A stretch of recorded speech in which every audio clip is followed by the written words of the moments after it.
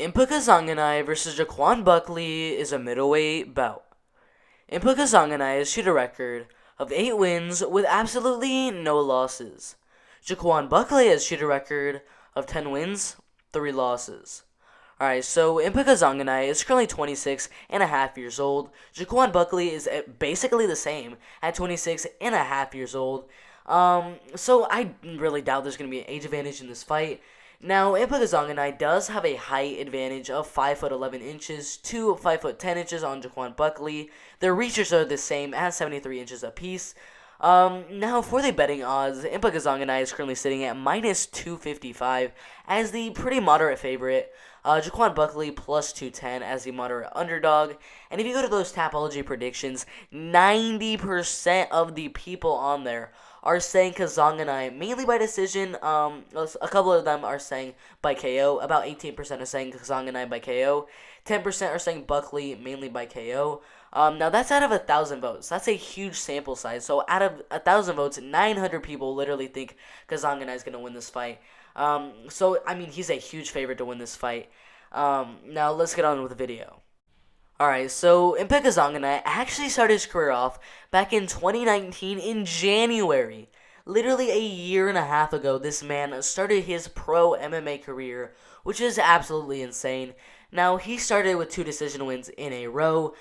Just kept on fighting over and over again. Just had a bunch of fights in 2019. He got a first round TKO in his next, a first round rear naked choke in KOTC, which got him a shot into the LFA, where he got a very close split decision win over Devorius Tubbs, and a unanimous decision win over Kylan Hill. But that was not enough to get him into the UFC, so he had one more fight inside the Contender Series against Anthony Adams, and he absolutely dominated to get the win by unanimous decision. And then in his next fight, which was inside of the UFC, he finally got that contract. He absolutely dominated Maki Pitolo for 3 straight rounds, almost knocked him out a couple times. Landed a lot of big shots in that fight. But if you guys know Maki Pitolo, he could take those shots, even if they're as strong and big as the ones Impa Kasanganay was throwing that night. So literally, that fight should have ended as a knockout, but he did win the fight by unanimous decision. Alright, now let's take a look at his opponent, Joaquin Buckley.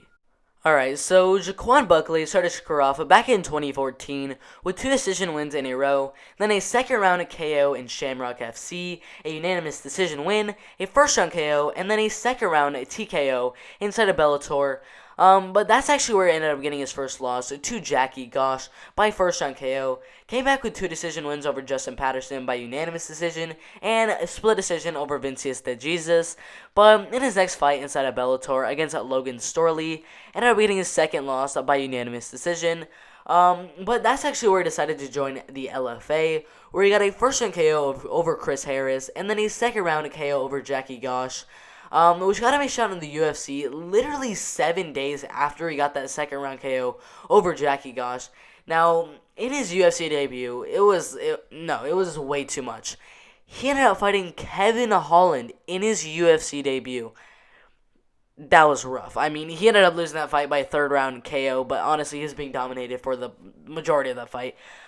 He honestly shouldn't have been fighting Kevin Holland. It was just a replacement fight for Kevin Holland on literally like 7 days' notice. Honestly, this fight is just kind of like Joaquin Buckley. He's a good fighter. I know he has some power in his hands, but like Kasanganay has amazing power as well. If you saw that Maki Pitolo fight, he landed, like I said earlier, he landed a bunch of shots that literally could have knocked out any other guy outside of the UFC. But it's Maki Pitolo, like.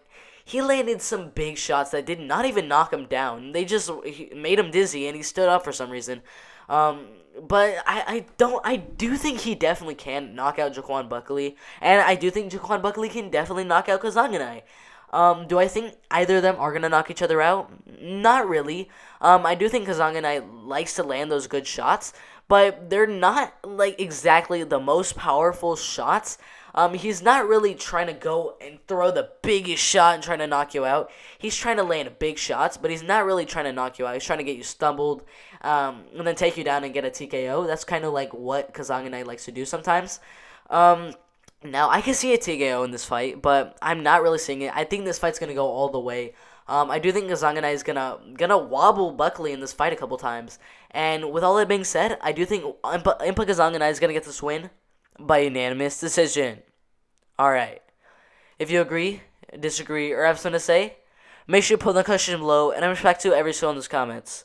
Make sure to like, subscribe with notifications turned on so you don't miss the absolute best MMA content out there. It's been fun, but I'm out of here.